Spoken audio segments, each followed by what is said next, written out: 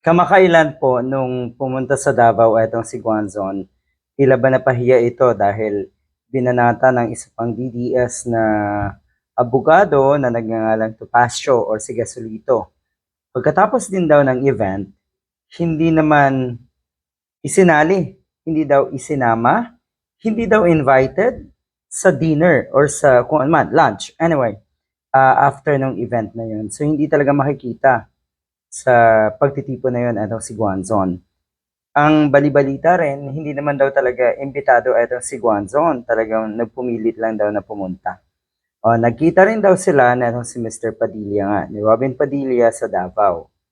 Pero inalala ng mga netizens kung paanong winalang hiya rin naman. Dahil deserve naman, totoo, ni Mr. Padilla na walang hayain siya. Winalang hiya po siya ni Guanzon dati. Ang daming patutsada ni Guanzon dati kay Mr. Padilla.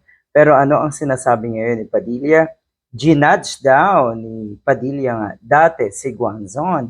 Pero ngayon daw ay believe na sila sa isa't isa. Or believe na ang isa't isa sa kanila. Believe na daw. Bakit believe na? Kasi nga, pabor na sa mga Duterte ang sinasabi ni Guanzon. Yun eh. Kahit siguro naman ay naalala ni Mr. Padilla kung ano yung mga banat na ito si Guanzon dati sa kanya. Meron pa siyang banat na kuno ay napaka-low ng IQ na itong si Padilla. At kahit daw si Pokwang, ang katulad ni Pokwang, ay di hamak na mas magaling pa daw kay Robin Padilla. Kahit si Pokwang totoo, mas magaling kay Robin Padilla. Pero parang gusto ko na rin maniwala ngayon na si Pokwang ay mas magaling din sa inyo, Miss Rowena Guanzon. Baka nga maraming kababayan natin, mga simpleng tao lang, pero mas magaling sa inyo.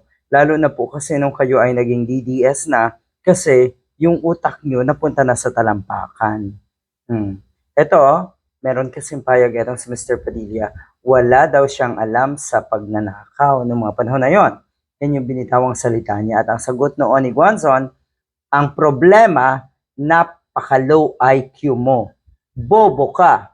Yan yung gustong sabihin si Guanzon kay Padilla. So kung natatandaan mo yan, Mr. Padilla, at ngayon ay okay lang sa'yo, at kapuri-puri na para sa'yo si Guanzon, tanga ka.